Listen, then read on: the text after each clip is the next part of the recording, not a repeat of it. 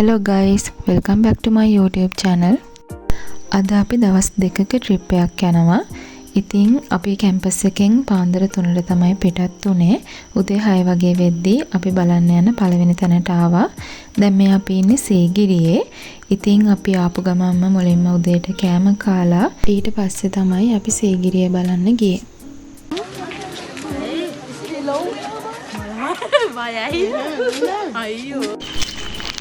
මාතලේ දිස්ත්‍රික්කයේ දඹුල්ල නගරයට සතපුම් 13ක් පමණ දුරින් තමයි සීගිරිය ගල පිහිටලා තියෙන්නේ. උස අඩි 600ක් පමණ වන කන්දේ පිහිටි ගල අඩි 400ක් පමණ උස බවට සඳහන් වෙනවා. ඉතින් සීගිරිය බලන්න යන දෙස් විදේශ සංචාරකයන්ට කැටපත් පවුර, සීගිරි චිත්‍ර, සීගිරි උද්‍යානය, ආරක්ෂක පවුරු, ආරක්ෂිත දිය අගල්, ජලමල්, ප්‍රධාන මාලිගය පිළිබඳව බලන්න වගේම විස්තර දැන ගැනීමට හැකියාව තියෙනවා. කොට අපේ පුරා විද්‍යාත්මක නිරූපණයට සමහරක් වෙලාවට ස්ථිති දෙල වෙන්න පුළුවන්, සමහරක් වෙලාවට පරණතාන වෙන්න පුළුවන්, සමහරක් වෙලාවට රාජාතිතුලා වෙන්න පුළුවන්. මේකත් කියන එකක් වෙනකොට බේස් එක ආධිනේ වෙන්න පුළුවන්. ඒ හින්දා ඔය හරිගස්සපු ප්‍රධාන බේස් එක තමයි තියෙන්නේ මල්ලක දෙකකට. ඒකෙන් එක තමයි මාලිගාව තිබුණයි කියලා විශ්වාස කරනවා. ඕකේ තමයි අන්තර්ජාලයේ හිටියයි කියලා කියන්නේ.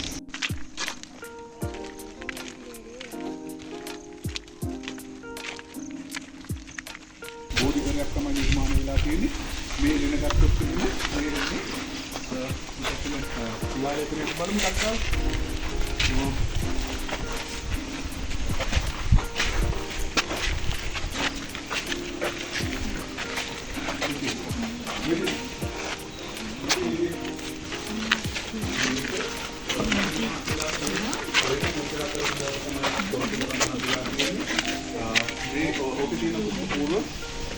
තුන කියවස්වල පුරුදුනේ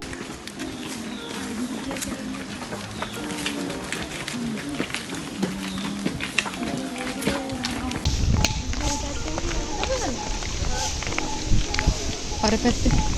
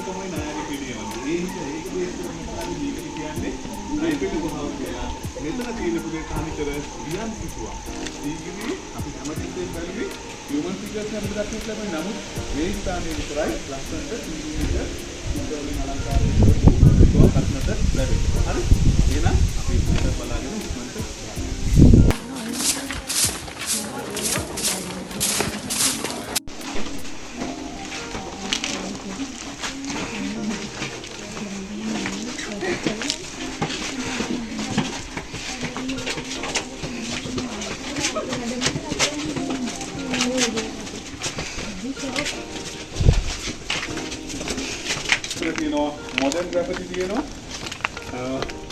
අර පිටුර ලියලා තියෙන්නේ. හරි. මෙතන තියෙන පුතේ සීලිං පේන්ටින්ග්ස් ටිකක් අපිට බලා ගන්න. මෙතන තියෙන පොඩි ආසනයක්. මේ ආසනය ගොඩක් වෙලාවට විශ්වාස කරනවා.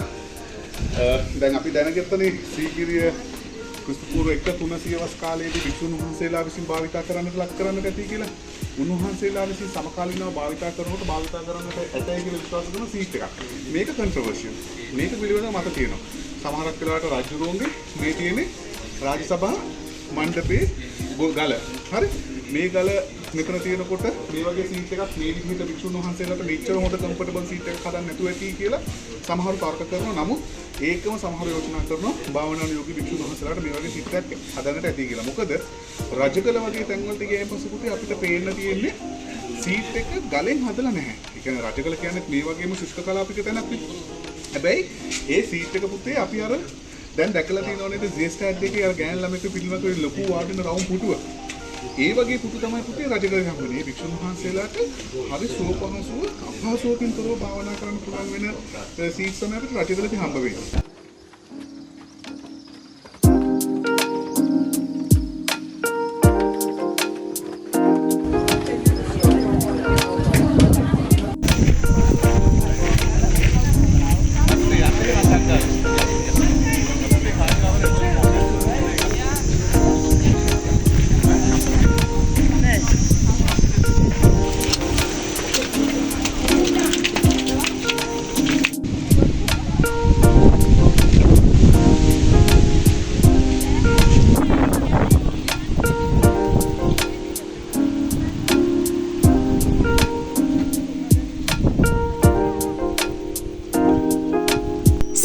කියන්නේ ප්‍රාග් ඓතිහාසික භූමි ප්‍රදේශයක් වන බැවින් පුරාවිද්‍යාඥයින් විසින් පසුගිය කාලය පුරාවටම ගවේෂණයන් සිදු කරලා තියෙනවා. එහි ප්‍රතිඵලයක් විදියට සීගිරිය ආශ්‍රිත පහළ පුරාවිද්‍යා රක්ෂිතයේ කැණීම් වලින් අලිගල ලෙන මගින් සාධක බොහොමයක් මේ වන විට අනාවරණය කරගෙන තියෙනවා. සීගිරිය ගල නැගලා පහළට ආවට පස්සේ අපි දැන් මේ යන්නේ අලිගල බලන්න. අලිගල බලන්න යන ගමන ටිකක් දුෂ්කරයි. මොකද රක්ෂිතයක් මැදින් තමයි යන්න තියෙන්නේ.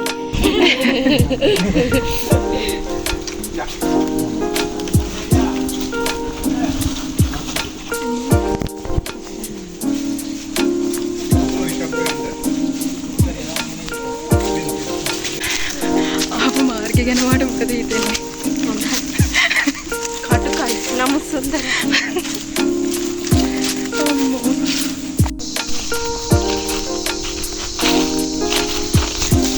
කැම්පස් එකෙන් ආපු ට්‍රිප් එකක්. අපි අච්චර මොකද එන්න තියෙන මාර්ගය ටිකක් දුෂ්කරයි. හැබැයි ජීවිතේ වගේ තමයි මේක බලන්න එන්න පුළුවන්.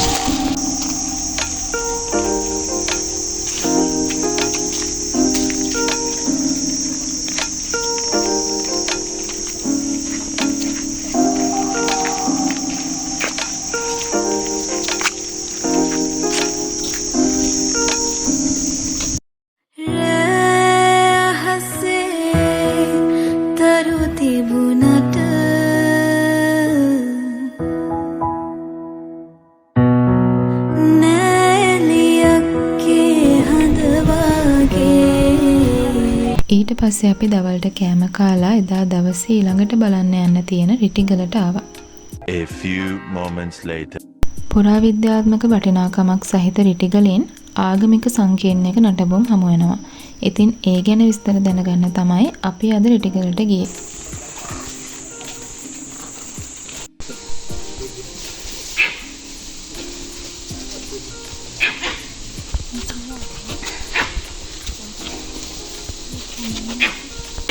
ආරාම සංකීර්ණයේ ජන්තාගරය කියන ගොඩනැගිල්ලක් තමයි මේ කියන්නේ. ජන්තාගරය කියලා කියන්නේ තුන්වන්සේලා ස්නානය කරපු ස්ථාන. ප්‍රධාන වශයෙන්ම වෙනත් තැන් කියන තැන නාගන්න තුන්වන්සේලා නානවා කියන එකත් කියන්නේ පෑන් පහදිස් කරනවා කියලා. ඒකේ ජන්තාගරයේ තියෙන ප්‍රධාන අටයුත්ත තමයි මේ බුදුහාඳුරු ජන්තාගර වත කියලා ත්‍රිපිටකයේ සඳහන් වෙනවා. ඉනේ පිටකයේම ජන්තාගර වත කියලා එකක්. ජන්තාගරේ කියන එක උන්වහන්සේ අන්දන වදාරලා තියෙන ප්‍රධාන වශයෙන්ම උන්වහන්සේලාට උදේටයි දවල්ටයි හොඳට දානි හම්බුනේ. මේ පැණි හොඳට තෙල් දාපුවා අරහෙනේ දෙන්න පන්සලට ගිහලා දෙනවා. කැම්බීම හොඳට. ඒ උන්වහන්සේලා මේ එහෙම ආහාර වළඳලා ලෙඩ වෙන්න පටන් ගත්තා. අද වගේ සුගර් කොලෙස්ටරෝල් අර මේකෙන් නම් බෙලින් නැති වුණා වුණත් මේ විවිධ විදියට ලෙඩ රෝග හැදිලා ප්‍රධාන වශයෙන් ස්ථූල භාවයට පත් වෙලා තියෙනවා මහත් වෙලා. ඒ අනුව බුදුරජාණන් වහන්සේට මේක දැනගන්න ලැබුණාට පස්සේ කම්ප්ලේන්ට්ස් ආවට පස්සේ බුදුරජාණන් වහන්සේ කල්පනා කරලා බලලා විසුන් වහන්සේලාට මේ ඇවිදින්න නම් පුළුවන් දුවන්න පනින්න අර මේ ව්‍යායාම කරන්න නෑනේ උන්වහන්සේලාට. ඒ නිසා සක්මන් භාවනාව අනුදැන වදාරලා තියෙනවා. ඒ වගේම සක්මන් භාවනාව කරලි වෙලා දාඩියෙම දැම්මයින් පස්සේ මේ තැන් වලට ඇවිල්ලා මේ තැන් වලත් ඒ දාඩිය දාන්න පුළුවන් මෙතන වගේ එකක් පේන්නේ නැහැ පෙන්නන්නේ. අහක මේක එහෙම එකක් වෙන්න පුළුවන්. උන්වහන්සේලා ඇවිල්ලා ඉස්සලාම ජනතාග්‍ර වතේ තියෙන්නේ සාමණේර භික්ෂුන් වහන්සේලා ඇවිල්ලා උදේ හරි ඒ අවශ්‍ය වෙලාවට ඇවිල්ලා මේ වගේ වතුර උණු කරලා ඒක ඇල් වතුර තියලා උණු පැන්න ඇල් වතුර ගවලම් කරලා තමයි නාන්නේ. ඒ ඔක්කොම මේ සාමණේර භික්ෂුන් වහන්සේලා ඇවිල්ලා සූදානම් කරනවා. ගිනි මොලවලා තේරම කරලා. එතකොට වැඩිහිටි භික්ෂුන් වහන්සේලා ඇවිල්ලා එනකොට මේ සාමණේර ස්වාමීන් වහන්සේලා මේ තියෙන ග්‍රයින්ඩර් තියෙනවා.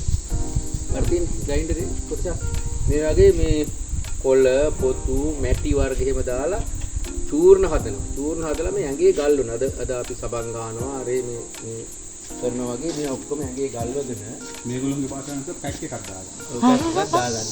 ගල්වගෙන මේක එහෙම එකක්ද දන්නේ මේ වගේ එකක් ඇතුළට යනවා. ගිහිලා දොරවල් ජනල් වහගෙන ඉන්නවා.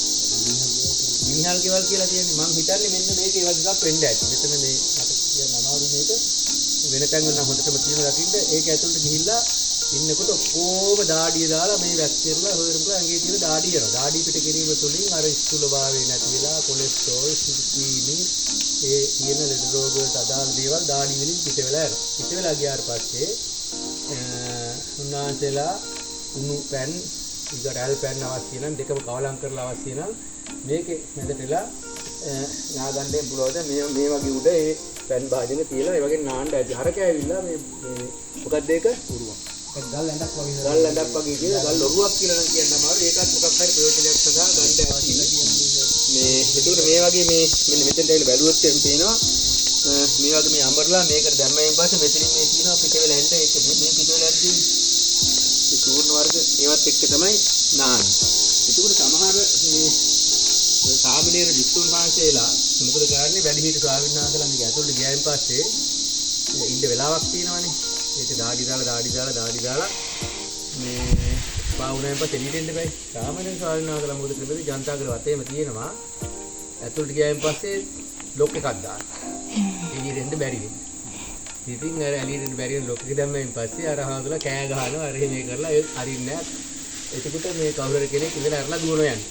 කවුද වැහුවේ කියලා දන්නේ නැහැ. එහෙම වගේ වැඩක් මේ වගේ සිද්ධ වෙලා තියෙනවා කියලා ඉන්දියානු බෞද්ධ සාහිත්‍යයෙම සඳහන් වෙලා ජනතාගර වතේ කියවලා බැලුවෙන් පස්සේ අපේ කෞශල්‍ය රෝග ගැන සම්බන්ධව ලියපු ලිපියකුත් තියෙනවා. කියවලා බලන්න උතරතුරු හොයාගන්න පුළුවන්කම. මෙතන ඉන්නකොට සම්පූර්ණ අයිතිය තියෙන්නේ වන සංරක්ෂණ දෙපාර්තමේන්තුවට. මෙතන ඉහට ගිහිල්ලා වුණොත් එහෙම අඩිගිතාන් තමයි. දෙලින්ම අතරඹුර වශයෙන්. රිටිගලින් පස්සේ අපි ගියේ අද නවතින තැනට. ඉතින් අපේ පළවෙනි දවස මෙන්න මේ විදිහට තමයි අවසන් වෙන්නේ. එහෙනම් අපි හෙටින් හමු වෙමු. අපි නැවතිලා හිටියේ පොළොන්නරුවේ. ඉතින් පොළොන්නරුව අවටම තියෙන ඓතිහාසික ස්ථාන වලට තමයි අපි දෙවෙනි දවසේ ගියේ.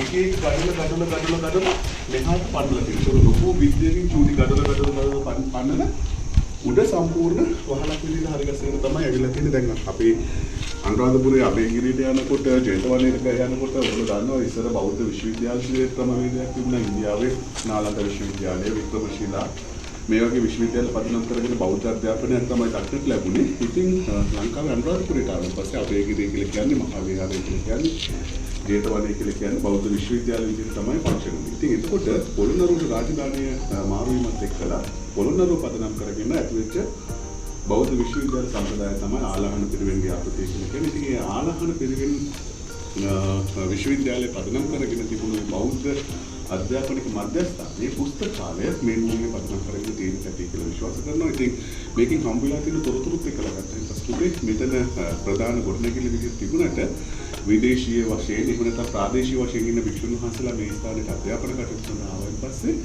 මෙතනින් පොත් ඉෂුව කරලා තියෙනවා. නේවාසික භික්ෂුන් වහන්සේලාට චූටි කුටි තියෙන ඕගොල්ලන්ට පෙන්නන තේ වටේ මේ කුටි වලට ගිහිල්ලා ඒගොල්ලන්ට මේ පොත් පරිහරණය කරන්න දවස් කිහිපයක් නැවතිලා ආදාළ පරිහරණ කටයුතු මේ අධ්‍යයන කටයුතු සිදු කරගෙන යනකොට අවශ්‍ය කරන පහසුකම් මේ ස්ථානයේ සකස් කරලා තියෙනට කියලා පුරාවිද්‍යාත්මක තොරතුරු වලින් අපි මේ තොරතුරු අනාවරණය කරගෙන තියෙනවා. එතකොට මේක ඉතාම වැදගත් දේ තමයි අර සර් කිව්වා වගේ ගෙඩිගේ සම්ප්‍රදාය කියන පිළිමගේ ඒ ගෙඩිගේ සම්ප්‍රදාය බලන්න තමයි මේ බලන්න උගලට අර ගලේ ගොඩක් පන්නන්නේ පුතේ අඟල් භාගයක් විතර වගේ පන්නන වටේම අරගෙන තමයි උඩට ඩෝම් එකක් ලස්සනට අරගන්නේ.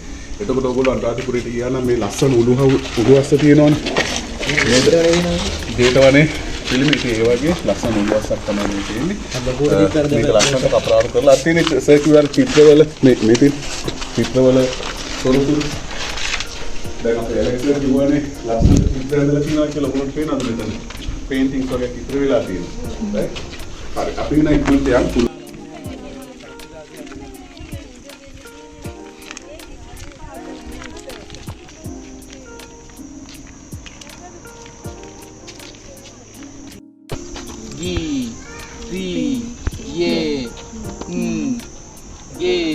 නාපු සෑගිරිය කියලා කියන්නේ මිහින්තලේ. හේතුව තමයි මිහිඳු හාමුදුරුවෝ ලංකාවට ආවට පස්සේ ඊළාන්තිකා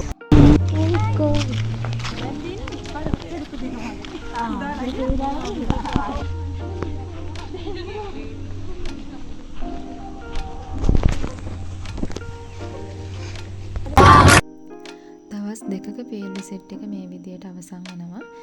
ඉතින් කැම්පස් එකේ යාළුවොත් එක්ක ගෙවුණු මතකයක් මේ විදියට මතක පොතට එකතු වෙන ගමන් ආයෙ දවසක මේ වගේ වීඩියෝ එකකින් මුණ ගැහෙමු.